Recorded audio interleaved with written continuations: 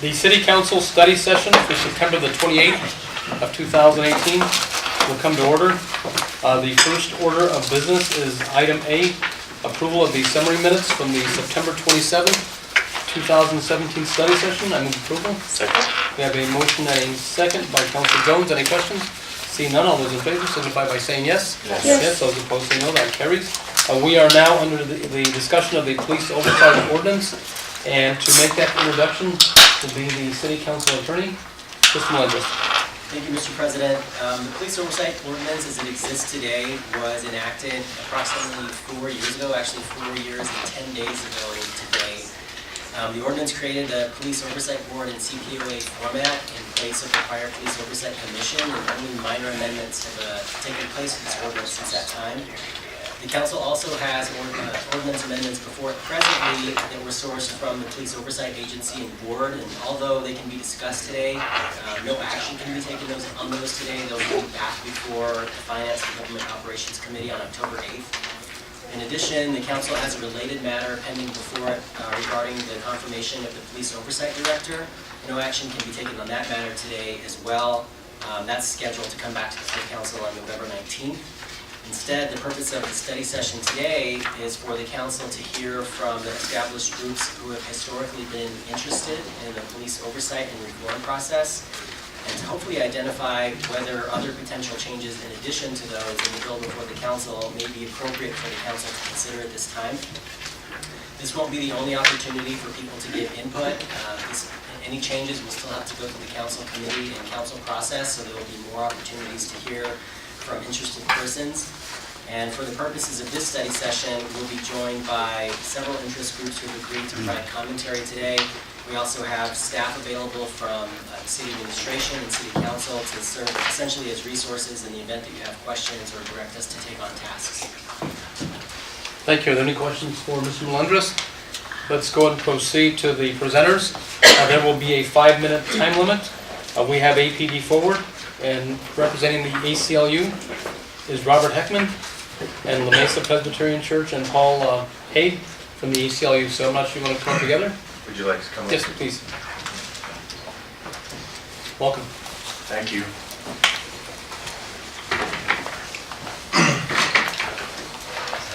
Thank you for the opportunity to comment today, provide comments. I mean, I think as it pertains to the ordinance and the function of the CPOA, and it's APD4's position that it's a healthy agency, it's a healthy body, and I think some of the struggles that they've had in the independent monitors evaluations have actually been things that are actually out of their control. For example, the chief responding to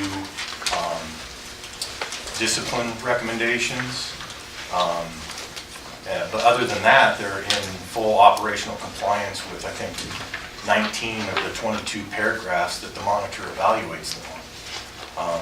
So it's our stance that, and by the way, one of those where they have been not in full compliance has been because the monitors reported that APD has not involved them directly, resisted involvement in the policy and training development. And I think just this summer, we've had extensive experience with the opposite of that, at least with the policy development. We've had several meetings, substantive meetings, and invited community input, garnished community input, and I think have effectively implemented that provision that's in the CASA. I think that's paragraph 285. So I think that's the gist of what I would like to say. Mr. President, thank you. Paul Heidel with the ACLU of New Mexico. We're also part of the APD Forward Coalition. We base a lot of our sort of feedback on this entire process on reform on what the independent monitor says and how the independent monitor calls the shots. And the independent monitor has said that the CPOA is a healthy functioning agency, and the CASA requires, in paragraph 272, I believe it is, the independence of the agency. Our coalition, APD Forward, fully supports the independence of this agency, and we would also fully support the ordinance that is coming with the subpoena powers that would possibly be granted the additional subpoena powers in the proposed ordinance. We see that as a model in the other waste reform projects that have happened across the country as a model for our city as well. So that's all we have to say on that. Are there any questions? Seeing none, thank you for your time. Thank you. Next, we will hear from the Civilian Police Oversight Agency, the CPOA Director, Ed Harness. Welcome, Mr. Harness. Good afternoon.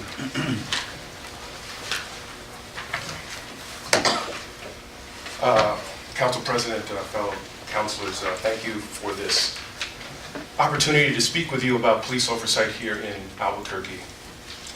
Also, thank you for this time to reflect. I want to take a moment to highlight a few things. So allow me to reflect on where we were and where we are. The council passed this ordinance in February of 2014. The CASA went into effect November of 2014. The CASA incorporated much of the oversight ordinance. However, conflicts between the two exist to this day. Prior to the new ordinance and the CASA, Albuquerque's oversight was found by the DOJ to be too closely aligned with the Albuquerque Police Department. Perhaps if oversight was performing its functions properly, the CASA might not exist today. I say that to emphasize the importance of oversight. Upon my appointment by this body, a new board had been seated, a dysfunctional oversight agency was in place, and the monitoring team would be in town in 3 weeks to evaluate CPOA's compliance with the CASA.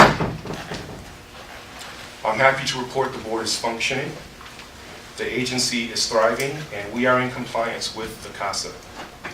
All measures and evaluations show the agency and the board are making the most progress in relation to the settlement agreement. The agency has unprecedented access to APD files, including unfettered access to all on-body recording device videos. Also, after a 3-year battle with APD is finally in compliance with paragraph 288 and submitting policy changes to the PLB for review. Despite the messages that you receive from certain factions of the Albuquerque Police Department, we are not anti-cop. The agency conducts independent, thorough, and fair investigations. Nearly 80% of the agency's investigations are either unfounded or exonerated. Findings in favor of the officers. What was that percent again? Nearly 80%. Since March, with our unprecedented access to APD files and video, we have increased the number of cases that are administratively closed. That means the officer is never the target of an investigation, and therefore they do not receive an alert in the EIS system. Those are positives for the officers. The board has established itself as the voice of the community, as illustrated by the vigorous debates held regarding Policy 2-52, the foundational use of force policy. Much work still lies ahead as we move this project forward.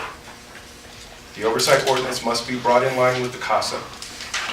APD must continue along the path of cooperation with the agency, and the community must continue its involvement as well.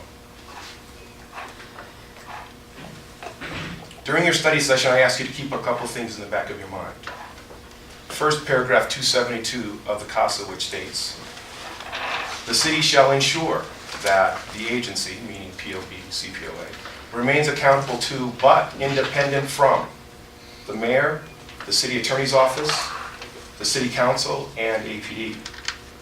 None of those entities shall have the authority to alter the agency's findings, operations, or processes, except by amendment to the agency's enabling ordinance. As it relates to that enabling ordinance, the subject of this study session, I point to section 9-4-111, which states, contingent upon funding in the first 6 months of 2016, or at least every 4 years from adoption of sections 941 through 944 4114. The city council shall issue a request for proposal for an independent consultant to undertake a complete evaluation and analysis of the entire police oversight process and recommend any necessary changes or amendments that would appropriately improve the process. Again, thank you, and I stand for questions. Did you have any? Sorry. You need to, That's it. good timing. Are there any questions from this council? I have a couple of questions, Mr. Harness. The first question was in reference to paragraph 272, and you made a comment with the independence of the POB and your office. Has there been any involvement over the last 3 years that you have been the executive director where a member of this council or the administration got involved with the POB? Council President Sanchez, directly involved with the POB as far as influencing or anything like that? No. Thank you. Any other questions? A question. Councilor Borrego? Yeah, you mentioned that you have made, or the committee has made, I guess you've submitted changes for amendment, is what you said? And I just wondered when and... Council President Sanchez, Councilor Borrego. Yes, we've submitted changes to the ordinance that we believe will bring the ordinance more in line with the settlement agreement. Those were introduced to council a few months ago. That's been taken to Finance and Government, where I believe about 25, 30 days ago it was deferred for 60 days. I believe you have in your packet, you have the ordinance as it stands now, and you have a copy of the proposed changes. Councilor Davis? Mr. Harness, thanks for being here. I want to get back to a couple of technical things in the bill in a few minutes, Mr. President, but just while you're here, what, in your sense of having built this and gotten to the place that we're still developing some of this, but really the CPOA and POB are like functioning entities now, which is very different than when you took over as building and we went through some tough, hard times. I just want to check in with you as the director. Do you have the sufficient budget and the budget flexibility to respond to what we might not have foreseen 3 years ago? Do you believe the composition of the board and the qualifications is sufficient to be fair, and that you have like the board members that can actively do all that's been done? And I think the last piece is we contemplated 3 years ago a big chunk of the work, more than a majority according to the language, would be on policy development, though I think there's been some comment that, well, in theory, most of APD's policy development under this should be complete or nearly complete at this point, and we think that should be advantaged. Do you have any insight sort of on what do you think whether this structure is appropriate for where we're going? Councilor Sanchez, Councilor Davis, I'm sorry, President Sanchez. I think that as the ordinance was drafted, it did not contemplate the duties that would come as it relates to being in compliance with a settlement agreement. And because of that workload, there is a great deal of work that the board must do as it complies with the ordinance for its policy obligations. Currently, APD is probably running 3 to 4 policies through the Office of Policy Analysis a week. And then in turn, 3 to 4 weeks later, those policies are going through the Policies, Procedures, and Review Board. So you take that, along with the work for the use of force policy, which has been critical work, and that's a lot of time that the board needs to spend simply for those tasks. As it relates to the agency and whether or not the budget is sufficient, I think with what we've proposed as the increase that you have before you will be sufficient. One issue where we are deficient at this point is in hiring a data analyst. It wasn't funded well as it was first proposed. So we had to outsource those services to the Institute for Social Research. That turned out to be an 8-month battle with the city to get that contract signed. So therefore, it puts us behind as far as our data analysis. In reflection, I think it is a measure that's helping us now, but I think that really what the board will need is they will need a full-time analyst that will be at their disposal as an employee as opposed to outsourcing it. So that funding for that position will need to increase. As far as workload, we are projected probably to get near 400 complaints this year.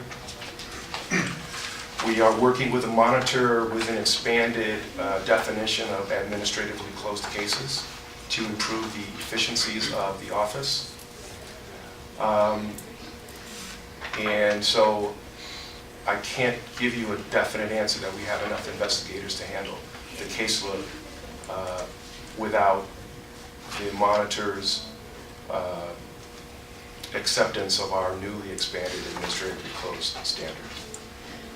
Did I answer all of your questions? Yeah, thanks. I just bundled all this together, so thanks. You did a great job.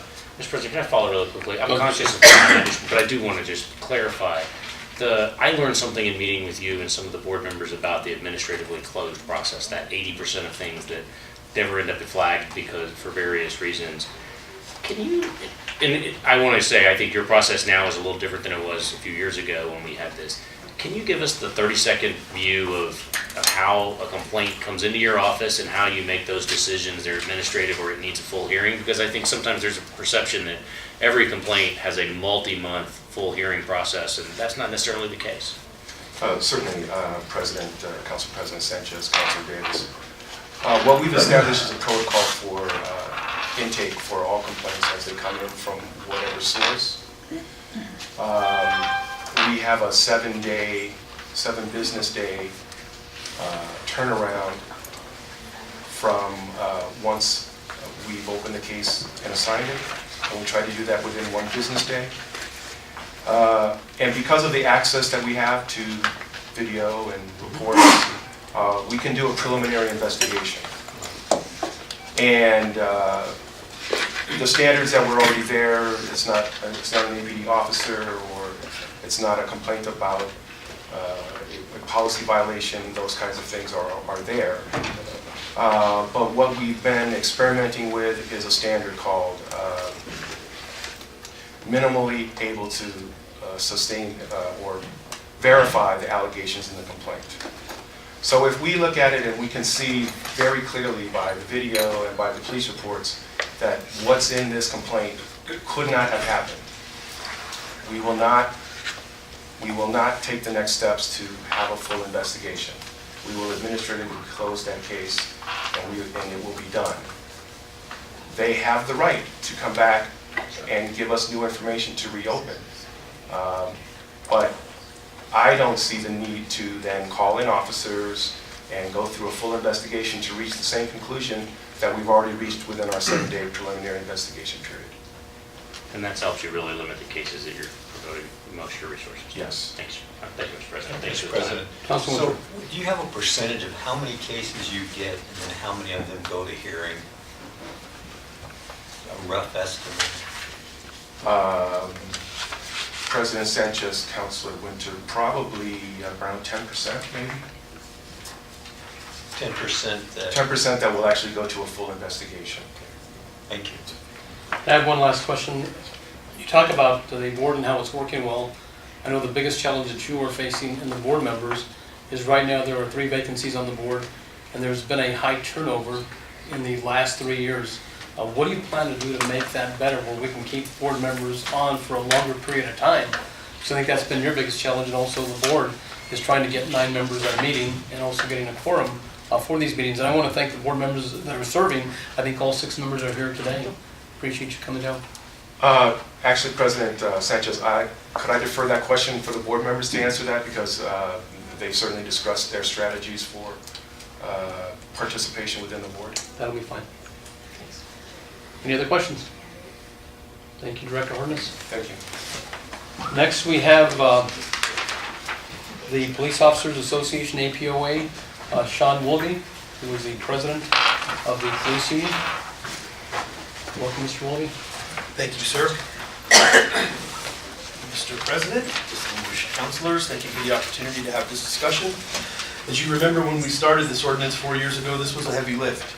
A lot of people invested a lot of time, volunteer times. We had community meetings. We had open board meetings at this particular table that you're sitting on, and this was an extensive project. I'll be honest with you, I have lately been extremely disappointed with the POB specifically. I have been disappointed. I do believe there is a deep-seated bias in the POB. All you have to do to verify this, or at least see an officer's perspective, is watch government television when they're having discussions about cases. Oftentimes I see a loss of professional bearing. We don't like, regardless of what's in the Albuquerque Journal, police officers' names and actual disciplinary cases to be discussed on government television. We've had this conversation with POB several times. It's not the first time that it's happened, but it's something that continues to happen. When it comes to the ordinance change, I only have 5 minutes. We just heard Ed Harness talk about how much information and data they're getting from the city, which is enabling them to do a complete job. They have no problem getting data that relates to what their responsibilities are at CPOA and at POB. We are getting more in-depth letters from our current chief to the POB regarding non-concurrences in discipline, which is no longer a problem, and it was a problem with Chief Eden. I think that it is ineffective and highly political to require the chief of police or his designee to come down to a POB because they don't like his answer and to berate him on government television. That being said, it should be a requirement for the chief of police to give an in-writing, in-depth communication to the POB as to why they don't have a concurrence. I think that there are ways to look at changes within this ordinance that make common sense for everybody. I think that there are reasons for some of these ordinance changes, and I think that some of them are a bit of an overreach. But as always, the APOA is completely willing to sit down and have a conversation and negotiate some common sense as we move forward, which is a big reason why we appreciate this. Talking about subpoena power, I don't believe this. I think it's an oversight in the CASA. The CASA requires the POB to have subpoena power. I think the POB as an agency has the same subpoena power that anybody has. They have to go to district court, there has to be a filing, they get subpoena power.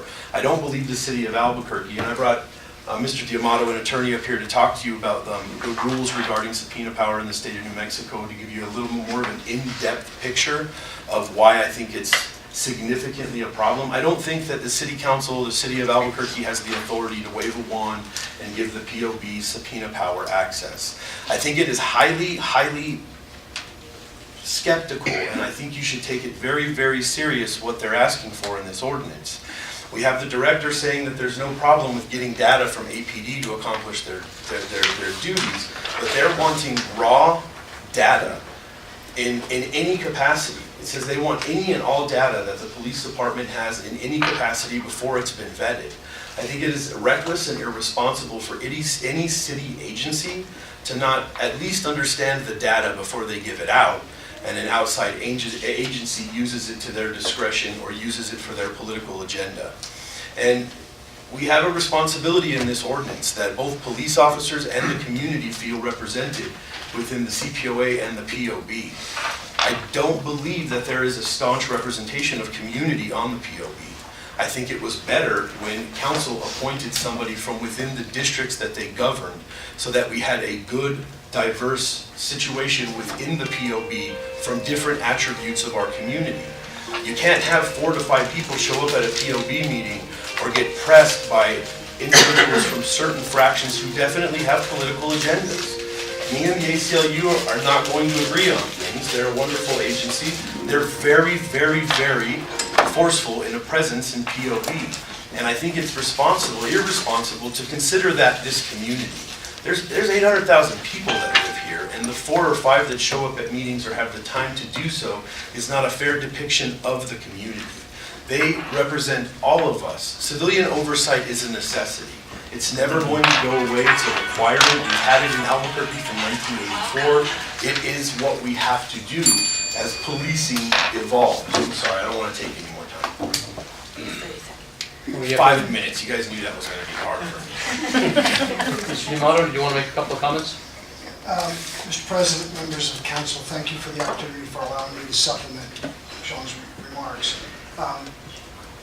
Rule 45 represents the rule in this district to issue subpoenas. And it's pretty clear. The rule requires that the subpoena shall contain a caption of the case. So there's got to be a party on both sides or an at-issue right to controversy. Or the alternative, any party can petition the district court for the issuance of a subpoena. And this city council has recognized that when it outlined the city auditor's duties. If you read section 2-10-7,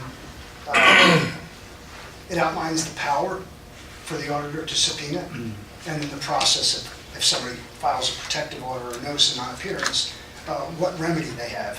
So that's found in two places. Not only is it in the auditor's duties, it's also the Board of Ethics and Campaign Practices Board. They have the authority. So I don't want to overstate anything to you, but for ab initio, they have had the power to subpoena whenever and whomever POB desired. The ordinance does provide subpoena power for the auditing purposes once a year, but beyond that, if there was a matter in question, a subpoena could be issued. The APOA or the member, on behalf of the member, would file a motion for protective order. They would bring it up, or non-appearance, they bring it up to district court. So amending it to expand the scope, as it did in the, for example, Board of Ethics Campaign Board, is expanding the scope that would just generate a lot of litigation, a lot of disputes, and further divide an already divided perception. The bigger issue is the New Mexico Supreme Court just recently, in two consolidated cases, it's a violation of the rules of professional conduct for any attorney to issue a subpoena without an action pending or without first obtaining approval from the court. It clearly held, in issue of fundamental importance, it is unlawful for courts or an officer of the courts to issue any subpoena in the absence of a pending judicial action. So I don't believe that this amendment does nothing other than to expand the scope of a discovery process, if you will, when viewed what other parties have, or other persons have. So an attorney who issues a subpoena under these circumstances described by the amendment, as the amendment is drafted, may violate the New Mexico rules of professional conduct. So with that, I stand for questions.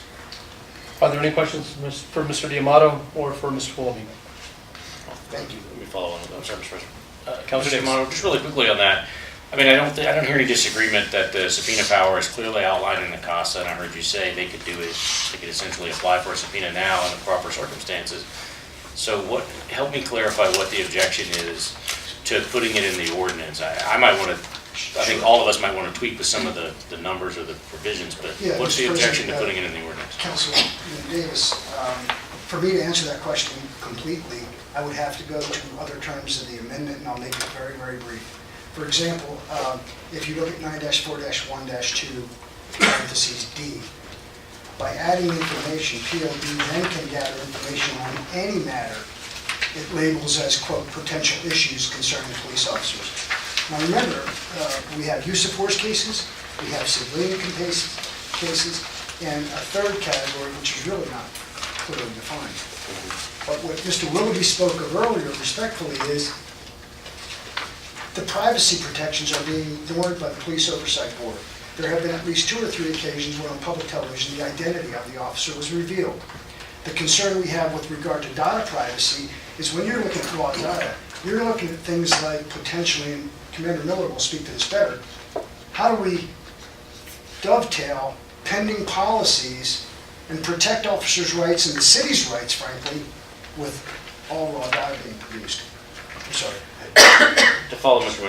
D'Amato, but if is a concern about that, and for example, the police POB requests some data or information that the PD or the officer in their individual capacity tries to object to, isn't a district court judge a good arbiter of this is appropriate or That's not? the way the rule reads, and that's the way it should be. However, between point A and point Z, we're talking a lot of litigation and a lot of downtime, and a lot of motions for protective orders. Protective orders in the sense that I don't mind this guy receiving this, but let's put some parameters and restrictions on it, Judge. By the time we get to that point, it's just the amendment increases the potential for discovery litigation. Moreover, well, I'll hold that thought. Thank you. Any other questions? I'd just like to know your first Council name, Borrego? sir. John. John, Yes. thank you. Thank you. Thank you for your time. And also here we have, in case there's any questions, we're not here to speak on any initiatives today, is Commander Mike Miller and Lindsay Van Meter from the City Attorney's Office. So if you have any questions directed at them, we can do that during the discussion. We are now with the members of the Police Oversight Board, and we will start with the Chairman, Mr. Waits, and other board members who would like to speak. There's room for 3, but you can come up after he's completed his comments. Thank you, Council President. Members of the board. I'm Leonard Waits, Chairman of the Police Oversight Board. With me tonight I have Ms. Joanne Fine, Chantel Galloway, Dr. Cass, Valerie St. John, and Chelsea Van Deventer. These are all good members. Our mission statement is advancing constitutional policy and accountability for APD in the Albuquerque community. We're happy you have called this study session. We have always been appreciative of the work and supportive of the council and for meaningful civilian police oversight. In my days on the task force, I saw firsthand how Councilman Winters and Garduno built an innovative ordinance that was so responsive to the community. As you know, part of the ordinance includes an independent review at the 4-year mark to evaluate the structure and work by the POB and CPOA for possible revisions. We have surpassed that 4-year mark, and we see this study session as a precursor to that independent review in the near future.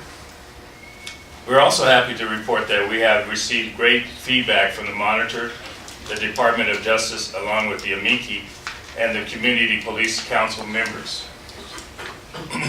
In particular, we are grateful for their expressed support of the work of the board and CPOA Executive Director Ed Harness. We deeply value their input and appreciate their ongoing support. With that being said, we are expecting the City Council will ensure Director Harness's contract will be approved in the upcoming November 19, 2018 session. 18 months ago, we submitted to you a list of amendments to the ordinance. Most of those were items in the ordinance that were in conflict with the CASA. One example was the mediation as a tool to resolve conflict. There are several others. We are happy to be able to finally discuss these changes with you directly today in the study session. Some of the challenges the board is facing today is first and foremost is not having a complete board to conduct its business. By not filling those vacant positions, it hinders our ability to be an effective board. We also believe that it's critical that the board be able to engage with the respective candidates to brief them on expectations of their duties as a board member. We want to thank you for your time and consideration of these issues.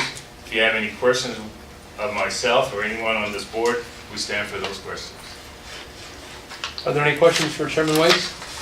Ms. Fine, did you want to make a few comments? I just wanted to clarify, if I may, President Sanchez, Councilman Davis, your question, I want to make sure that we're not misstating something. So when I was hearing your question to Director Harness, I heard you say that I want to make sure that the 80 to 85% of support of the actions of police officers was not in the administratively closed cases, but in the cases we do review. And that has been consistent the whole time. And so, as any company would have, all of us who have worked in different companies, there are some people who need to be called out for bad behavior. And that is certainly what we're looking for. But the majority of our work has shown that police officers are doing as they should, and they're doing a very good job. So I disagree stridently that there is any political agenda on the part of the board. It's one of the reasons I've stayed on the board, because that is not what I was looking for in my service to this process. I was looking for a fair process for the officers and for the community. And I think that our actions not only haven't been detrimental to officers, they have been supportive of officers oftentimes, except in those cases where we feel like something's gone awry and bad behavior has been presented to us. So that is true for when you look at the administratively closed cases. Many of the cases we get are cases that they're for Rio Rancho police officers, or they're claiming something that doesn't have enough information in it to be able to go forward and actually do an investigation. Or that and I believe this is true just from a civilian standpoint. It has been my experience over the last almost 4 years that people, when they are in a circumstance with a police officer, for most of those people, this is their first event with the police. They're not career criminals, they're not any of that stuff. And what's happened is that it is emotionally charged for them. Their complaint comes to us, and when you look at the video versus the complaint, usually the opposite of what they say in the complaint is what happened. And oftentimes we've seen cases, I'm on the case review committee and have been for this whole time, and they have transposed what's happened to blame an officer for something that was actually, the officer swore at me and pushed me, and you look at the video and guess who did the swearing and guess who did the pushing. So our experience has been overwhelmingly positive as far as the police officers are concerned. There are times when that is not true, when we have seen things that are worrisome to us, either from the case standpoint or from a policy standpoint, in terms of being clear. So I'm very excited about looking at the use of force policy and having a public forum in which that happens. That did not happen before this administration and this police chief. So we're very excited about the positives that are going on with this, and we do believe that while this ordinance was so innovative at the time, it couldn't have anticipated, and in fact, in its own writing said, we're going to have to take a look at this in 4 years. That's an appropriate thing for us to do. I object to the idea that we have a political agenda. I don't think we've shown that in any way, shape, or form. And so I would stand for questions as well. Councilor Jones. Thank you. Thank you, Mr. President. Ms. Fine, do you think we've heard and seen on TV times when police officers' names are mentioned specifically and personal information? I have a question, and that is, do you think that it is essential or necessary at times for this group to mention officers' names or any personal information? Well, I can tell you from the case review, which is what it goes to before it goes to the board, we point out if somebody's name is inadvertently put in there. Often, most of the cases I've looked at, if not all of them, I don't know who the police officer, it says Officer B. I have no idea who it is. But in cases that come to us in serious use of force and officer-involved shootings, that's a different story. We are looking at an investigation that is someone else's. It's the APD's, it's internal affairs.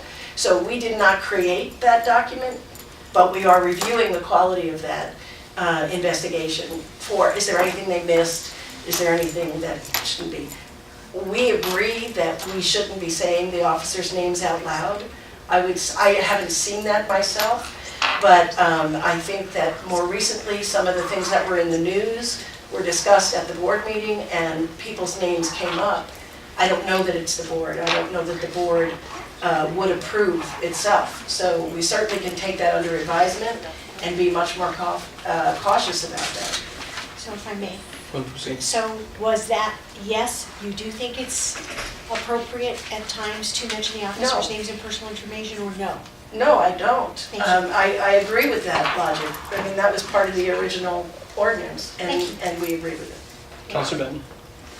But following up on that, Mr. President, if it's already out in the public media and already being discussed in public media, there should be no, I would see no reason why they'd have to waltz around and start calling people A and B if it's already known who they are in the general public.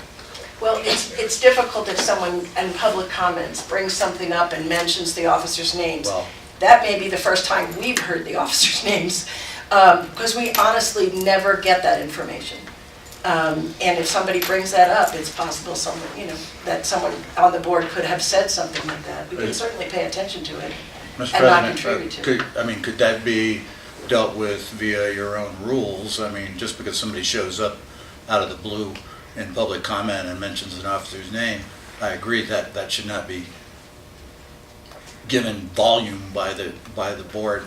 Yeah, no, I think But I we mean, agree. these are things that could be tweaked within your own rules, I would think. Oh, sure. Mr. President, since I have the floor, I'm going to ask Mr. Waits, or both of you, either of you, the whole issue of retention and keeping our members. Give me your sense on that. Are there things within the ordinance that are too onerous that might be lessened as far as the responsibilities?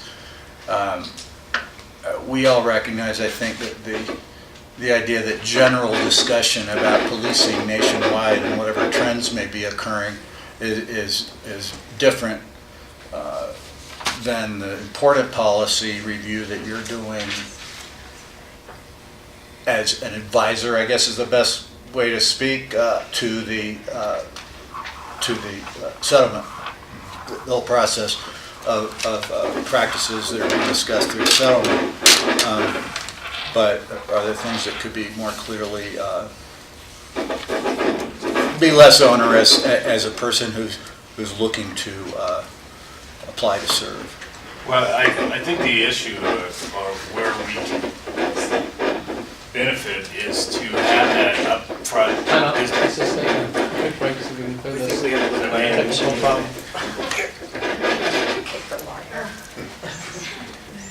I don't want to be.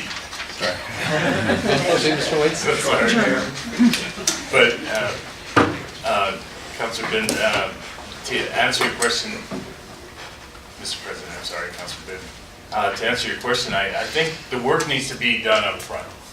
When we get a list of names, there's some things that we have talked about doing prior to them even becoming a member of the board.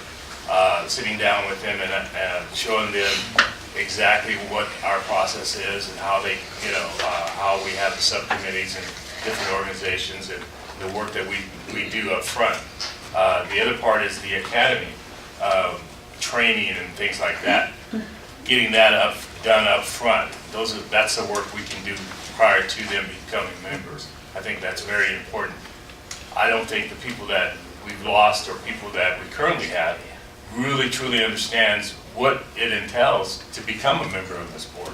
And it's a lot of work. It's a lot of time spent. So I've spent a lot of time in my career being a volunteer, as well as recruiting volunteers in my work at United Way. I have never seen a volunteer job that required this much time, ever. There's all the learning that has to happen, obviously, and it's well thought out. I really like the Civilian Police Academy. I think it was important that we do that work. I don't know that we needed to see the helicopter, but the rest of it, the hard work, the FAPS training, all of that stuff was really important. all of the other training that's part of this ordinance is smart and important work. I think that nobody is prepared for this much time. I would say that in the 4 years that I've been on this board, it is at least 20 hours a week of time. And that's uninterrupted time. That's not a minute here and there. It's blocks of time. It's a lot. So we need to be clear about that. I really do appreciate the staff, your staff, the vetting of the candidates and all of that, and I'm sure there's reasons. It was my understanding that we were looking at skill sets for people when we set this up, and I think that was smart as opposed to, picking one from each district.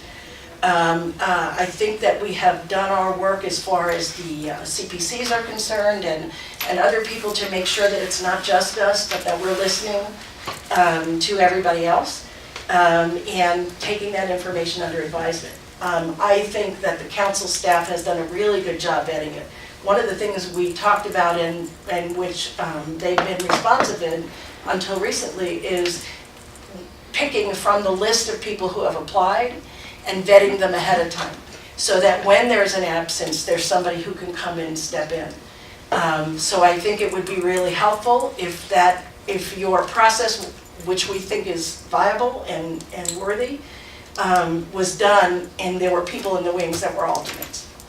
That could come in, and that would make it not so burdensome for us as 6 of us doing the work of 9. There's no question it needs to be 9, just so you know. Dr. Cass? I didn't prepare anything, but I did come to speak. I got an email from Councilor Davis suggesting that someone who'd watched the recent meeting had taken note of the fact that I'd mentioned that I've been to 18 meetings between the previous POB meeting and the current one. So in the space of a month, I went to 18 different meetings. So Councilor Davis asked if I'd bring a list of those meetings as a reference, and I did that, and he has it. But I would like to, I think it relates to the subject of the workload, and I think that depends on the approach that one takes to this board.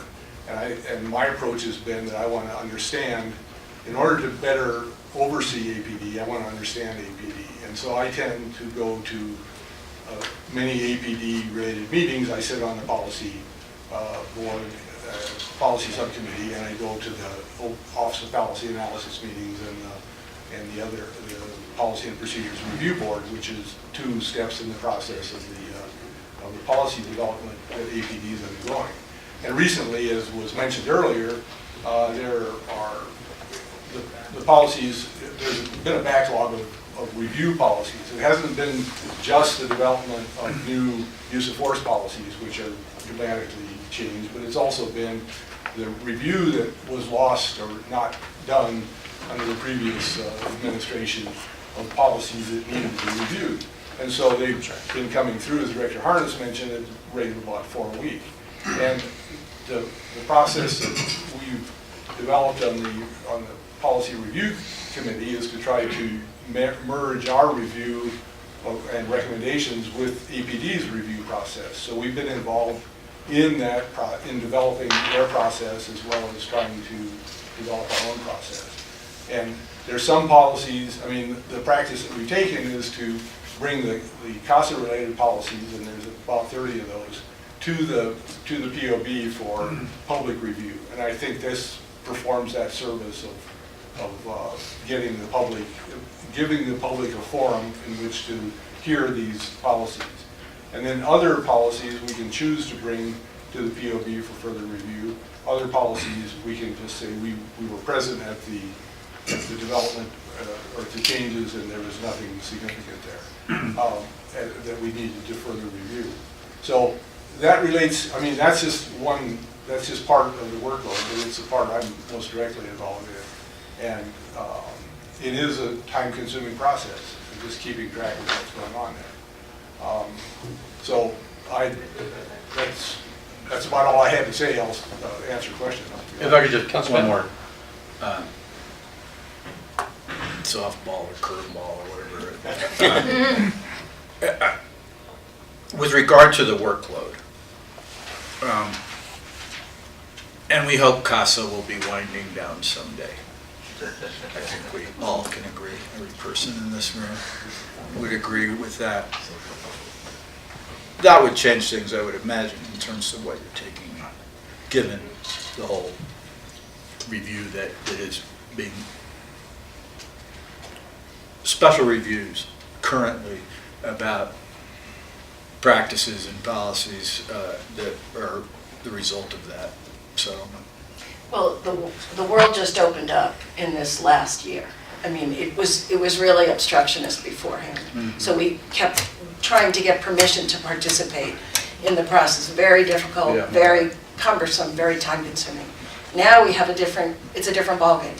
And that the optimism that comes with that anticipates all kinds of positive things that are coming out of it. So I think that when the CASA is over, there's still going to be a need for oversight. Sure. Without but civilian participation at some point. But I also wanted to bring up one more thing, and that is about the subpoena power. I can tell you how that came to be one of our recommendations.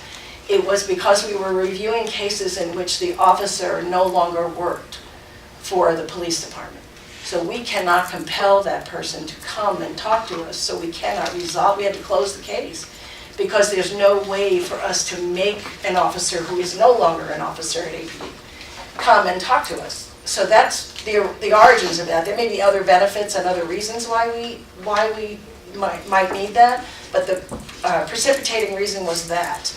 And there is also a concern that if with all the rehires, if that officer comes back, how do we tag that officer to complete the investigation we couldn't complete before because they were gone? So it's those kinds of problems and getting in the weeds of that. You're trying to do, make sure you're responsive to every citizen who files a complaint. It's hard to do that if you can't talk to the officer. And so that's where that came from, at least from my vantage point. And I had a follow-up question regarding to that subpoena power, because based on what the APOA attorney has stated, that the board has the authority to subpoena through the courts any individual, isn't that correct?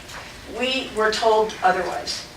So, no, we were told that we only had the authority to do subpoena audit records for this. The other thing about data is that the data piece of this is really important, and it's been mucked up, given with employees and not employees and contracting and all of that stuff.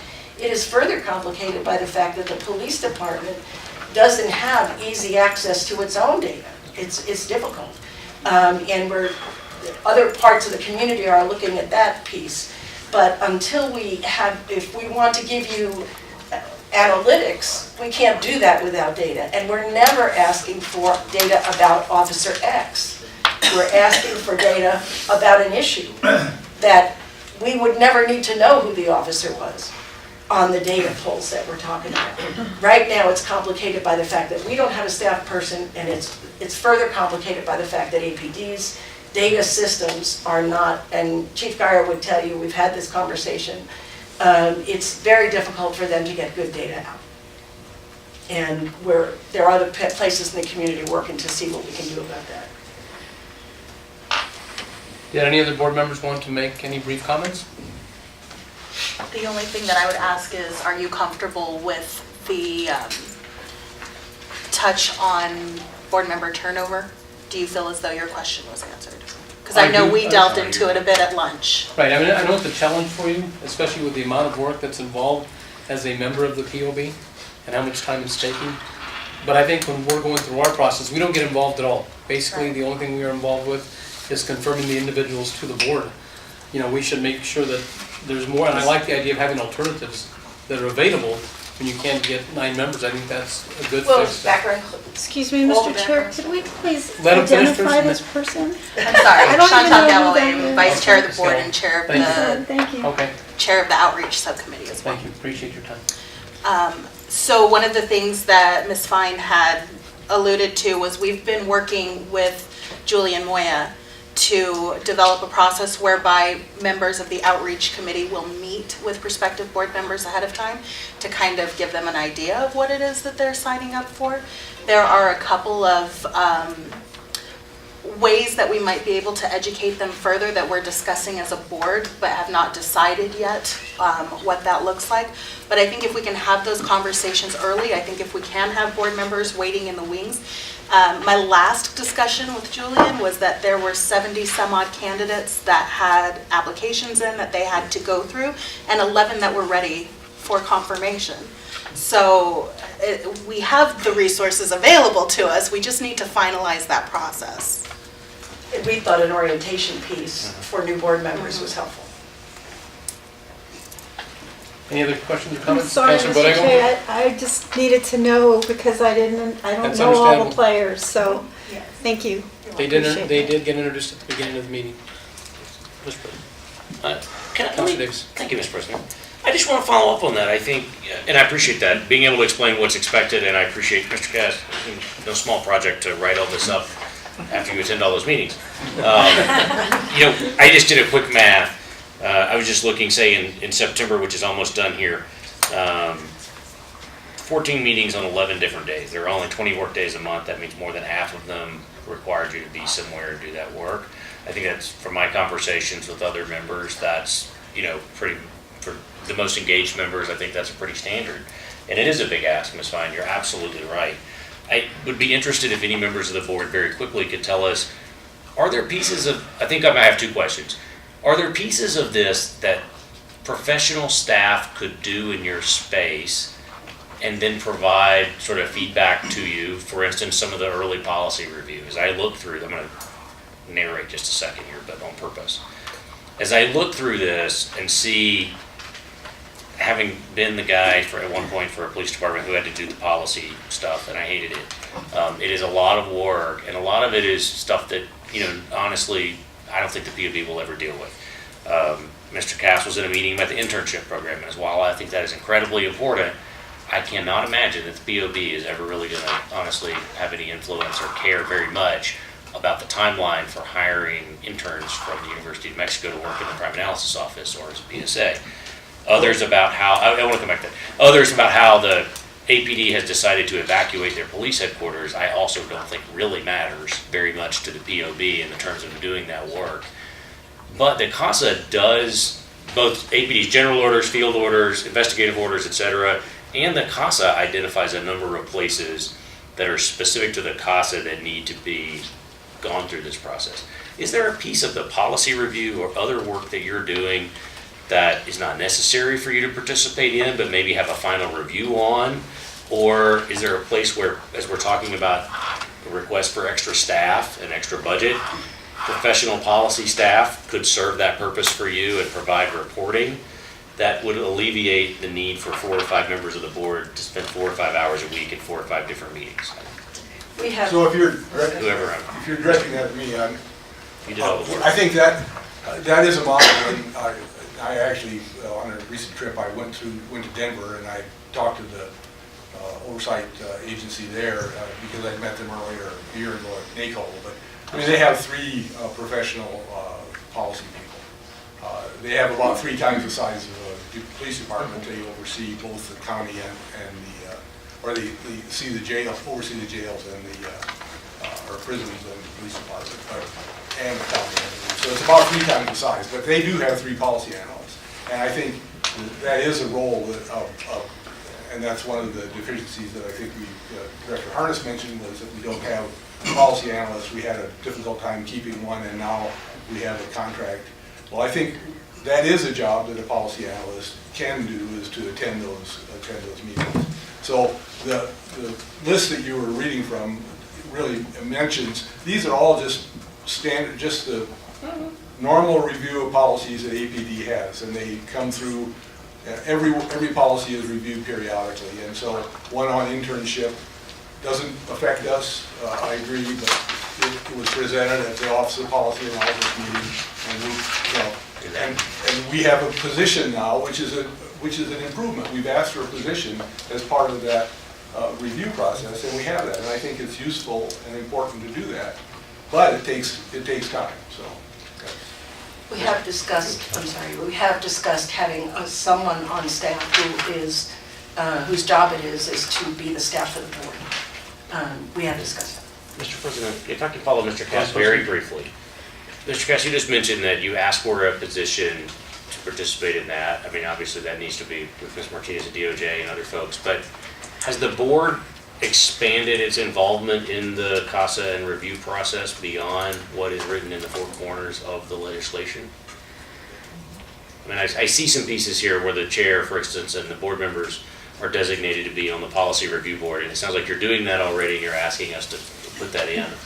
Are there places where the board's taking on more work than was originally contemplated? If anybody, Mr. Waite, you've been around a while, Joanne, you've been around a while.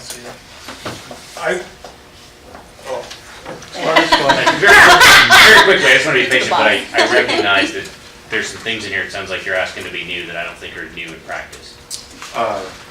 President, give up my seat. President Council Sanchez, Councilor Davis. Just slightly. The CASA states that the policies affected by the CASA, which are 37, are the ones to be brought for review. But it's a minor portion of what the board has done. The department has agreed to send all the policies for review, and they can vet the ones that they want to review and get deeper into. So it's not a matter of exponential work. It's just a part of the policy and how they're rolling out at this point. And it's not as though the board has weeks to decide. An OPA notice will come out on a Tuesday and it's there on Thursday. So the board, if they're going to be involved, they have to dedicate that day for Office of Policy Analysis, no matter what policies are coming before it, because the department is not giving 30, 45 days notice that this is coming. They're giving 2 or 3 days notice that this is coming, and so to be involved, that's how it has to happen at this point. Councilor Borrego. I was wondering, has the board done an analysis of the vacancies on the board and why people left? And is it more a function of personal reasons, or is it a function of some of the difficulties with serving on the board and complications? Do you want to say?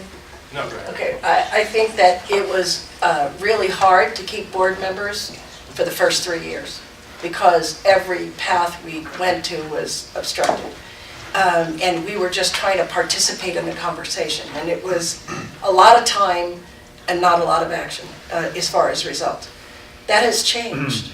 So I think that that's going to be a positive thing in terms of board service. Since this new administration, we've had more, these openings that are open now.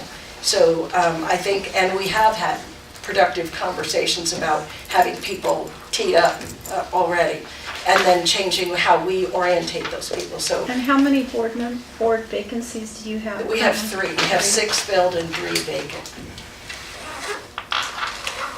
Councilor Winter and then Councilor. Thank you, Mr. Chairman. Just following that, so if we have, if the council staff's already vetted, like, how many did you say, 11 board members? Maybe even before they make the final list, they should have to do an evaluation system, and then they will understand the workload and what's responsible for them before they're even put on a list to be appointed. And then that might at least let them know first. I would hate to have them appointed, then have to doing that, and then they decide they don't want to. So if we had that long list and before they would put on a final list, I think more information to the people applying, those who applied, and the response back from them. I'm sure our board and the staff would be interested in giving them an idea of what kind of time commitment this is and the learning curve that's involved in it. But I think the community has people in it that would serve. I think the issue of public safety and this police department, a lot of people support the police department and want only for it to be better. And I think there are people, but they have to be knowingly aware of how much time it takes. Thank you. Councilor Jones. Thank you, Mr. President. Just a couple questions. The makeup of the board and what happens. It's my understanding that there are term limits on the board. And do you come to us in advance and say we have, because sometimes we don't watch it as closely, we have a lot of boards and commissions, that you're going to have 2 vacancies, X date, when you can anticipate it, and you know, are you proactive and get that information to us? We had that discussion with Julian. He Okay. knows ahead of time. Okay. It's turned June, out. you might want to tell us. Oh, you need, go ahead. Because we're going to be responsible for getting people in there. So I think the more advanced notice that council can get of these things and your information that you're going to hand down to us, because it takes a while from the time we get it before we can act on it because of the processes. Julian, do you want to comment? Then we have one more board member that would like to speak. President Sanchez, Councilor Jones. So every February is when terms end. And so it's just a matter of if the board members are eligible for reappointment, they can get with me and say they want to be reappointed, or they say, I'm going to leave at the end of my term. And so we can prepare for every February, essentially, because we know that's when the term ends. But in some other cases, board members are leaving during their current term, and it just could be random times through the year. Councilor Jones? Julie, thank you. This is information that's valuable to us. And are you the one who puts out the request for proposals or advertises that we are looking for people? And if so, where are you at? President Sanchez, Councilor Jones, our application process is through our website. We used to have it where it was just a certain period of time where people can apply, but now that web page is open 24/7, people can apply throughout the year. Board Member Galloway mentioned earlier that we have about 70 people that have applied. We currently have about 11 that we need to review their applications. They're not necessarily ready to go, but we need to review them. And we've reviewed already the other around 60 that have applied. And if I may, proceed. follow up. And so what do we do about the people who have the potential to be very good board members, but aren't out surfing the web or our website, or know where to go to see if they can duplicate out the information anyplace else? On our website. But, I mean, you didn't have a It's website to also go in the to. journal, I have to say that it was in the journal both times, that it was 2-3 times that it was open. And then our request was that it be open all the time. I just think, if I may, I think it would be a bit more helpful if we get that out to a few more, maybe through all of us do neighborhood associations, our Office of Neighborhood Coordination has constant contact with all the different areas in the city. Perhaps we could put out there, if people are interested, here's how you do that. Because I think it's always... CPCs are another one. I think it's always important to get as many people who might be interested in the queue to see what we can do, and we are always looking for diversity, so I think that's my opinion, we need to ask them, because we don't want only the people who sit and watch you on TV. We're boring people if we do that, which some of us are. But I would like to see it more broad. Board Member Jones, proceed. Yes, my name is Valerie St. John, excuse me, because I'm going to backtrack here. I want to tell you, I served on the old CPC, at least. And I served on that one, and I applied for this one, thank you. And this is amazing, considering of what we dealt with before. I mean, the committees, the interaction, and how everybody's working together. And of course, Director Harness treats us all very well. And then the other thing I wanted to speak about is we had an outreach committee. We're working on plans and ideas. I don't know if anybody knows, but Julian even came to one of our meetings, and we discussed, how we could move forward to retain individuals. One thing I think I discussed with him on your website, perhaps that would be a good place to start, and you could put a little bit more, like, we have people that come in and they don't even know how to use computers. They're not, you have to know how to use a computer. We've had that issue in the past. You have to meet during the day. It's not an after 5 for some of these meetings. And like I said, Julian is totally aware. Another thing that I'm having problems with right now is I took somebody else's, finishing somebody else's term, and my ends in February, and I need an answer. Do I get to stay on? Do I apply again? And no one seems to be able to, to answer that question for me, and that would be nice to know. If I may, I think that's something we can work on. Okay, thank you. And Councilman? set out the rules. Yeah, I mean, don't we have any written rule on that when somebody comes in and does a partial term? Mr. President, Sure, yeah, Mr. President, these positions are term limited. I believe it's 2 terms maximum they can serve. They're 3-year terms. 2 full terms, yeah. And so when we initially did the ordinance, we went through great lengths to describe what would be considered an initial term. And essentially, if you were serving more than, I think it was 2 years, we said that we were going to count that as a full term if you were taking over somebody else's. But otherwise, you would be eligible to serve your full 2 3-year terms. 2 additional. Correct. An additional to the. You may be able to stand in. Yeah, that means I can stay on. Thank Right, you. for a longer period of time. Even longer. Most of them will be members. What's the matter with you? No, just kidding. Councilman?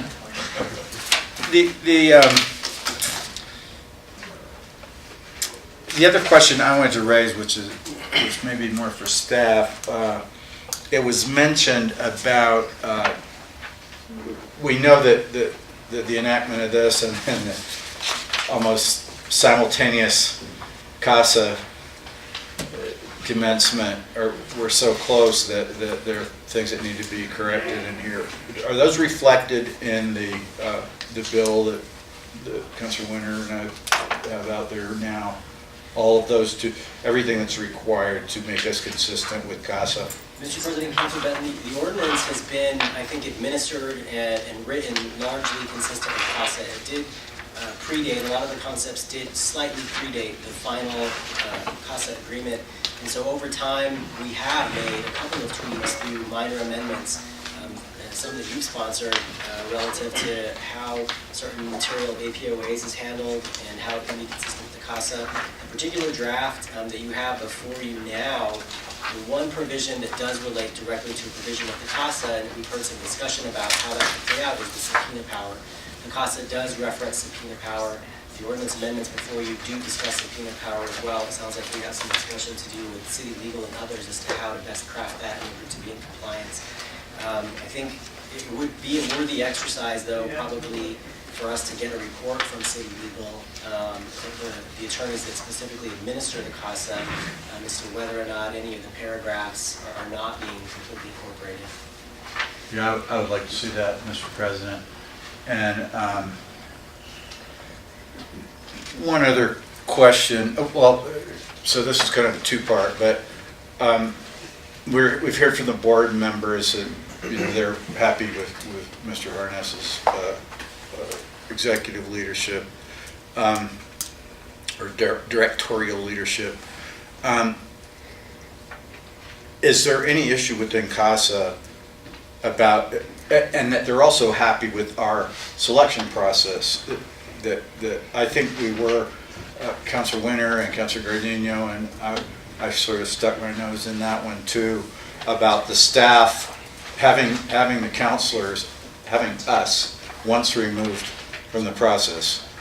And I think either explicitly or there was certainly an understanding that we were not expecting ourselves to be meddling around with our staff and inserting ourselves into that process. That was, if nothing else, that was a commitment. I mean, I can't think of a principled commitment that was made by the council at that time.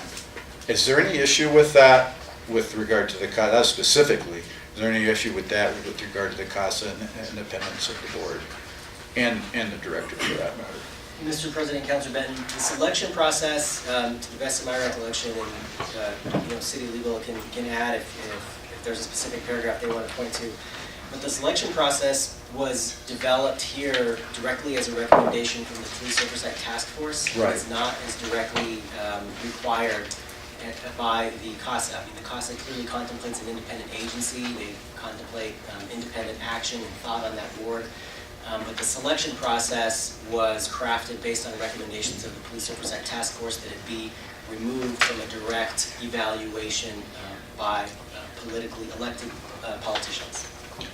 Thank you. And then, along those same lines, Mr. President, there are, of course, provisions for how a director can be removed, and also states the director shall serve a 3-year term. And then we're in this situation right now where the contract for the director had come to the council, and we're effectively kind of delaying the approval of that. Is that consistent with the ordinance? Mr. President, Councilor Benton, the CASA does describe the board's need to be able to select its director. There is nothing within the CASA that specifically states the time frame with which the council may act. I think the council, having other business before it relative to the POB and sort of a global evaluation of the ordinance, can reasonably take a look at things and take its time with these types of things without evaluating, without sort of getting cross with the CASA. We did receive a letter from the POB's attorney asking that the council take that up for consideration on October 1st. At the prior deferral of that matter, it was deferred to November 19th. That's when the council plans to take it up again. There's no violation of the CASA relative to that action of the council and waiting until November 19th to take that up again. And that was a 2-month deferral, as I recall. Mr. President, Councilor Benton, correct. And I'm sorry, Mr. President, it was deferred in August, so that would be 3 months. 3-month deferral. So, I mean, I did not support that deferral, but nonetheless,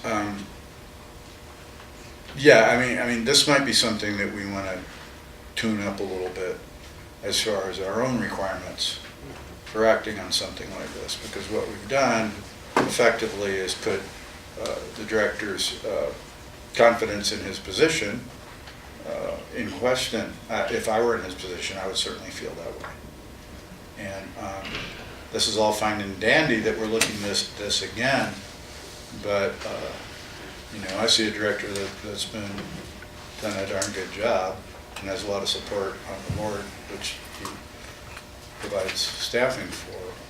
And so we might want to look at that as we go forward as well. Thank you, Mr. President. Yeah, Mr. President. Councilor? I have if we're finished, I've got one question for Mr. Harness before we adjourn. Okay. And I think that Councilor Jones has a question. So does Councilor Davis. Should we stay? Go ahead and have a seat. You're done. Would you like, Mr. President? Would it be okay if I addressed you quickly? I'm also on the board. Yes, go ahead and proceed. State your name for the record. My name is Chelsea Vandeventer. I also serve on the Police Oversight Board. And I would just like to say a couple of things. I would like to emphasize that we are working really collaboratively with the administration and with APD. And I think that can't be emphasized enough. The relationships really are, I mean, occasionally in a town this big, a controversy is bound to arise from time to time. But overall, we're working really closely with the city administration, really closely with APD, and things are going really, really well. And I think it would be really unfortunate to, at this time, interrupt the flow of the progress the entire city is making with the interruption of our executive director's contract. And I do think that, let's see, wow, I feel nervous up here. You know, he has our support, and we voted unanimously to reapprove his contract. And the CASA and the ordinance both do emphasize that our agency is to be independent. And so I think, you know, if the city council were to not reapprove Director Harness's contract, when he has the agency's full support, really tends to politicize this agency. And I don't think that that is what is contemplated with any of this reform, nor our city's own laws, nor the settlement agreement. So right now we are not politicized, and I think it's really, really important that things continue down that track. Because if we politicize it today, it will be politicized from time immemorial. And so we'll continue to have, you know, instead of moving forward, we'll continue to rehash the issue of how this will work, I think. And so right now we have functioning bodies. And I think that we should continue on the path that we're on. And I think that, you know, if the city council is concerned, you know, if the city councilors are hearing from other parts of city government or raising concerns about how oversight is functioning, then I would urge the city council to use the provision in the ordinance regarding an independent review of the agency, because you guys have that authority, you gave yourselves that authority, it's in the CPOA ordinance. And I think that is what you contemplated when you set us up. You have the power to do so, and I think that that would be having an independent consultation, someone the city contracted out that was trustworthy, that could review data. That would give you a much better sense of how things are functioning, and it wouldn't be biased, you know, because everyone who's a part of the settlement agreement process is going to have some sort of like natural human bias. And so if we wanted to have answers about how oversight is really working, then I would encourage you guys to use that provision and have us evaluated through a consultant. I think we'd all be happy to participate in that evaluation. I think Director Harness has done a great job at gathering data and being a great records custodian, despite the fact that we haven't had he did mention that that was the one area that we weren't fully funded and have struggled with, is not having that analyst who is to serve as our records keeper. And so we have the stuff for you, and I would ask that you look at us through that lens. Thank you. I have one comment regarding your last statement. I mean, the PO board has been in place now for 3 years. And if there was a problem early on through this process, I know the process was new, why didn't the board come to the council and request the additional revenues to basically get that person hired for the data analyst to make sure that you got your reports and the city council got their reports? I know you've not been on the board that long, but I know, Ms. Fine, you've been on the board for a long time. And that could have been an issue that could have come early on to the council, where we could have provided the additional resources to make sure that you had ample time to deal with these issues. We did make that, we asked for additional funding, 2 years ago? Yes. About 2 years ago, we did ask for that. But as we get larger and more, you know, we're gonna need more funding, so, yeah, we will be asking that question. I think we're in a much more stabilized financial position as a city compared to 2 years ago, when we're dealing, you know, we are looking at bringing in more police officers, APD, because they need the help, APD officers. But, you know, let's work together. I think in those areas we can communicate. We talk about the independence of our offices, and I think it's critically important that you have that independence from the administration and from the council. When it comes to budgetary issues, I think you need to speak and talk to the council so we can assist you. We can do that. We'll do. Councilor Davis, and we'll go to Councilor Jones. Oh, I think City Legal wanted to address it. Yes, go ahead. Actually, I was just wanting to address President Sanchez and Councilor Benton. I wanted to address Councilor Benton's question earlier regarding what the CASA says about involvement in selecting board members. Now, am I correct in understanding that you're talking about board members? Board. Okay, the CASA does not address selection of board members. The CASA does state that the agency must be independent and be allowed to hire its own staff, including investigative staff regarding civilian complaints. And that is paragraph, I believe it's 279 of the CASA. That's my only comment at the moment, unless you have questions. Thank you. Councilor Davis? Really quickly, Mr. Harness, what was CPOA's budget last year, fiscal year 18? President, Councilor Sanchez, Councilor Davis, I believe it was about No, $770,000, I believe. I think that's about right.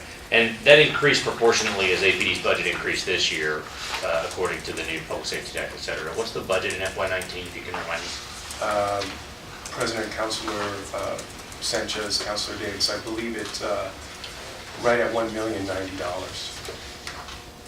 So, Ms. Yar can give the amount. that's close enough. Mr. President, Councilor Davis, I just wanted to mention that I did verify the FY19 budget for the agency did meet the requirements of the ordinance, which is it has to be 0.5% of APD's total budget, and I think it was a little over $800,000, and it was slightly over the 1/2 mark. Thank you, Mr. Yard. And that's what I remember. We did a little more, I seem to recall. And I just want to, this will sound confrontational, it's not meant to be. I'm just trying to clarify the different requests that we're getting from different places. We've heard today that the POB, in order to do its job more effectively, needs board staff, a policy analyst, which might be the same person, a data analyst that has been underfunded, as I heard Mr. Harness say. But the board also, in sending its recommendation for Mr. Harness's contract, recommended a $15,000 increase and the ability to do a 5% bonus, which is outside of the city's personnel code for how we do that kind of work. And so those are not, in my mind, meant to be necessarily confrontational or conflicting, but that, I think I'm just curious how the board arrived at that. Was the evaluation, because I want to ask this because this is the first time we've gotten to renew the director's contract question. I think one of our obligations is to be sure that the process that was contemplated really works well, to find the person that is contemplated to do the best job for the next 3 years and not simply based on the last 3 for the building. Can, Mr. Wade, just because you're the chair, I'm getting a little bit, can you tell us a little bit about the process very quickly that the board used in that evaluation, and was it done in consultation with HR as other department independent agencies are done? Yeah, before I do that, let me just express the executive director is selected by and work for us, not HRC, HR or anyone else. He's supervised by this agency. We had a committee to evaluate, subcommittee to evaluate Mr. Harness, and we had certain barriers or points that we were trying to fulfill or get him to fulfill, and we evaluated him, and he was successful in all those categories. So that's pretty much how we evaluate his contract. But I wanted to make sure that everybody understands that he works for us. Mr. Ross, I totally understand. I mean, which way? I'm sorry. I totally understand that. However, we also have independent auditor and the inspector general that are supervised by independent, like AGO, for example. But those processes, even for those independent directors, have to comply with. They have an HR consultant that assists in the evaluation process to ensure that we don't accidentally get sued for something improper. And because we don't have privilege of knowing how that process worked. I think we were looking for a little more information about how the board came to that conclusion, so we can feel comfortable that the board did its due diligence and made that recommendation. And we can talk about this more in another place. I was just curious if I wanted to make sure that both times that we've evaluated Director Harness, we have included not only the board, but other stakeholders, the CPCs, other people in the community that give us that feedback as well. His ratings as a collective across both of those evaluations that we did were overwhelmingly positive in all fronts. In addition to that, we had, on the first evaluation, we had put in a 5% raise, and then found out that because, I mean, it's confusing to be an independent agency and then have to live with the rules that are merit-based rules. So we thought we gave them a 5% increase, and we found out that it was a cost of living increase. So we were trying to fix that with writing it in to this thing, our recommendation into this. And that's why you got that request so specifically, because we didn't want the same thing happening. We felt that he did an exceptional job, and we wanted to be able to move that salary up, give it a bump. And we weren't able to do that the first time around, so we're asking for that. I don't want to belabor this, we can do it, if Mr. Harnish wanted to come in, but, Mr. President.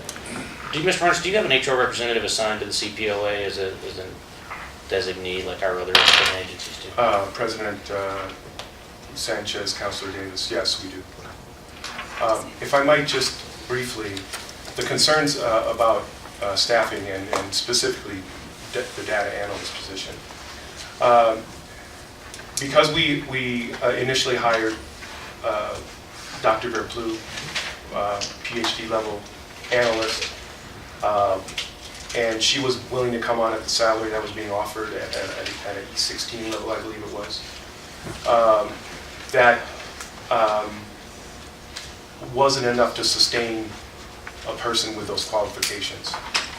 So in order for us to not get so far behind in what we're required to do, not only for the CASA, but as far as our reporting, it was my decision to outsource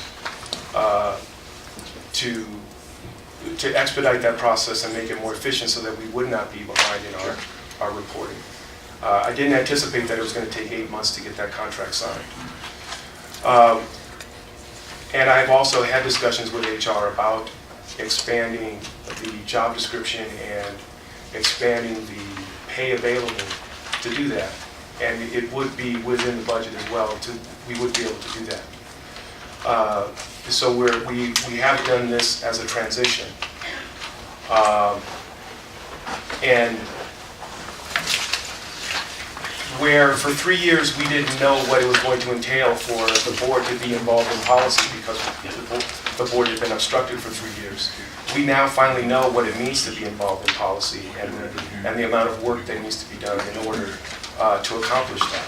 So that's why there's the re-examination of having a policy analyst for our board, and I think clearly there needs to be separate admin support for the board as well, because our admin is overwhelmed with the board and the agency at this point. We set this meeting for 3 o'clock, so we are now running over the 3 o'clock time. I'm going to allow for one more question for Councilor Borrego and for Councilor Jones. Councilor Winter left, yeah, I thought you wanted to hear from the director. I also have to leave, but thank you. Just real quickly, I Councilor wanted to Borrego. go back to, and then this is a question, I guess, for, and I'm trying to get everybody's names straight, but I don't know everybody, so please apologize for that. Lawrence, Leonard. So with regard to, I think the question that Councilor Davis brought up is really important, because I sit on a lot of volunteer boards and they involve money, and I think it's really important that we do our due diligence to the public. But the question he brought up with regard to the HR issue is really important to me, because that's part of what my background is in. And so I'd like to know what type of evaluation process was done. I mean, was it documented? And I mean, what tool was used for the actual evaluations that were done? Because you said there were 2. So. Well, there was one the first year, after the first year, and then after the second year, and so now we're in the 3rd year. There's a couple of things to know about that. People could enter that and sign their names or not. We tried to think of all the stakeholders who would have a vested interest in making sure that they got some feedback. So it was a broad stroke, and we didn't get much feedback, as much as we anticipated the first time. So we made it easier the second time in terms of using an online ability to do that. So there is documentation. Oh, yes, absolutely.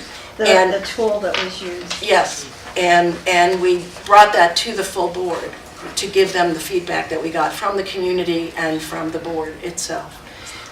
In more recent days, we have decided that we're going to change that process and tie it much more specifically to the ordinance itself, so that the measures would come out of the ordinance itself, as opposed to people's opinion. I mean, we had the major categories, but we felt like there was a way to improve the instrument itself. But there is a record of that instrument and how we used it and all of that. Mr. Wicks? Council President, I've got a kind of answer Council Ben's question. In the CASA, it states that the executive director will be selected by and work under the supervision of the agency, and the city shall not, through the city's attorney's office or other means, interpret the originating ordinance of the agency in any way that contradicts the provisions of this agreement. So just need to put that on record. Thank you. Councilor Jones. Thank you, Mr. Any President. last question? I'll be very brief and hopefully. Have that one for Mr. Hart. Okay. And that is, I don't believe we question in any way your evaluation of Mr. Harris. We believe that he's doing an excellent job for you, and he is the person that you would have kept in this job, and we have no interest in interfering with that, other than it is very difficult for us because we have any number of great directors, great supervisors of independent boards and the departments of our city.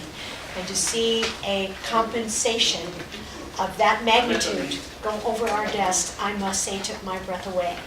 That is not what we see, and no matter what you say, and yes, it is true, this says that he works for you, and it is a part of the city process and a part of human resources. Do you get health insurance from the city of Albuquerque? President Sanchez, Councilor Jones, yes, I do. He is a part of the human resources part of the city of Albuquerque. It's true, we cannot set your salary, we cannot set any of your salaries, but it is very difficult for us to see people who have worked in the city in the same kind of position with far more people under them and far more work requirements get a 5% or a 2% raise every couple years and then have a request to give this kind of raise after a very short period. That is my major concern about this, and I find it, quite frankly, offensive. It's just not the way this should work, and then also ask for another person or two to assist. I know we need to spend money on this, but there's a limit to what seems practical and acceptable to the citizens, and that's all. And I'm not. That's the way it is. You have my opinion. I can't change it. You can't change it. We'll see how it works out. Mr. Waits? Let me understand, Council President, Ms. Jones. Your issue is with his salary? Is that the raise that was requested in the information that came through us? That was huge. That's a big jump in a raise for someone who works for the city of Albuquerque. But that's up to Council President, Council Jones. That's our evaluation of him, and that's per the CASA. I understand that. I understand that. I didn't say you didn't have a right to do it. I said I find it offensive. Okay, thank you, Mr. President. Mr. Harness, I want to go back to the complaint process. So when you get a complaint about an officer, of course you have the name of the officer on the complaint. And if it's not, is an officer's name taken off by you or your office before it goes to the POB board? Is the name taken off and it's, given a number or something else? How is that done? President Sanchez, Councilor Winter, we're there to, in a review of a full file, those would be redacted as a part of the complaint, but the board reviews a findings letter initially. And the identity of the officer is not revealed in the findings letter. It would only be in the investigative synopsis and in the full investigative file. So if the board chooses to review an investigative file, then there's a redaction that takes place. Per Mr. Wilby's discussion about his concerns, the only names of officers that have ever been discussed in a public meeting in front of the POB are names that are already in the public domain. They are not names that have come from an investigative file. But still, it's about what happened, not about the officer. So that doesn't have to be discussed with the POB board. It can still be discussed as a number or something else. And I know the public could bring it up, but they could also be directed that this isn't about names, this is about defense. President Sanchez, Councilor Winter, yes, if in fact we have an investigative number by which to go by. But if the only way by which the board is aware of a case is by the officer involved, and that is brought to our attention in order for me to do a review. That's the only way for us to identify the case until I go in and actually find the file and find the investigation in order to identify what case it is. Mr. Harness, Mr. President, but does that have to be given to the board to look at? Can it be taken off so no names are even involved in this? President Sanchez, Councilman Winter, the discussions aren't from investigations coming to the board. The discussions were about cases that have been discussed in the public domain that the board wanted to review. So it's not a matter of an investigation that has been conducted by the CBOA, because certainly that is not revealed. And the collective bargaining agreement only references our need to not identify to the Police Oversight Board the identities of the officer. But Getting a little I frustrated guess, here, but Mr. Harness, so what you're telling me is you get some of your investigations by the board asking for an investigation about something that comes out in public, like in the newspaper or on the media? President Sanchez, Councilor Winters, yes, that's correct. Okay, thank you. Councilor Jones. I have a couple questions. Mr. Harness, why can you not simply assign a number to that and discuss it publicly as a number, as opposed to the officer's name? I mean, granted, you don't have, or you could call it case A, case B, case XYZ.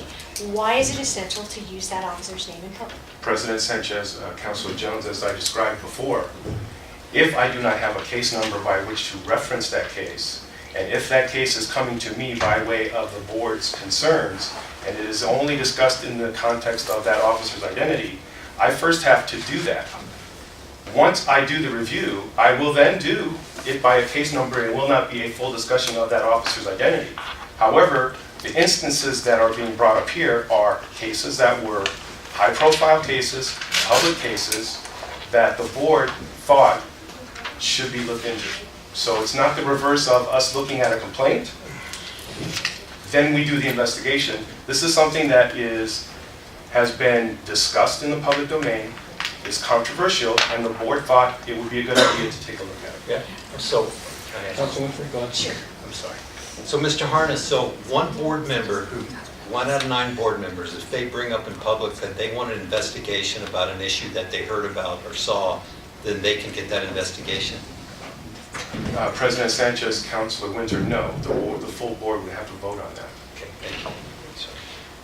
Let's expand on that. So if someone asks, one of the board members asks for something, can you not at that point use an alias? Can't you say Officer Smith, Officer Y, until you get the record set up so that now you're using your case number? Are you saying that's not possible? I'm confident you have some very smart board members here who would be able to understand that they can't use the officer's name, but they can use something else. President Sanchez, Councilor Jones, the only time that an officer's name is used is when it is in the public domain and it is coming from the board to me for a review.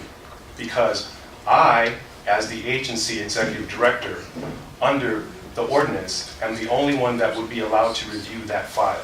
So, in that instance, I will then not use the officer's name as I do the report. But as they have the discussion, so that the board has a full understanding of what they're voting on, that discussion does take place because there is no alias and there is no case number at that point that I can give to them in order to further that discussion because it's happening at a board meeting. Okay, I get what you're saying. I don't agree with you, but I get what you're saying. Mr. President, one more. Go ahead, proceed. I'd like to ask Mr. Willoughby. Yes, ma'am. And I apologize for this, but I didn't get to you quick enough because other questions were asked of other people, so if you're fine. Mr. Willoughby, you said something about the bias and the professional bearing of this board. We've all aired our concerns here. What did you mean? Well, I'll give you 3 examples, and they're all related to exactly what we're talking about. I find it comical that this board will stand before you and talk about them not being a political entity when they had a mayoral forum, and they've been politicking today with city council for something other than the ordinance. Number two, I think when it comes to retention of board members, it's about the respect of their own board members. Dr. Cass, well, I love having conversations with Dr. Cass. He spends more time than he probably should involving himself with subject matter experts. He's at every single policy discussion. When he has an opinion, it's usually from an educated basis where he's trying to do everything he can to understand the world of policing.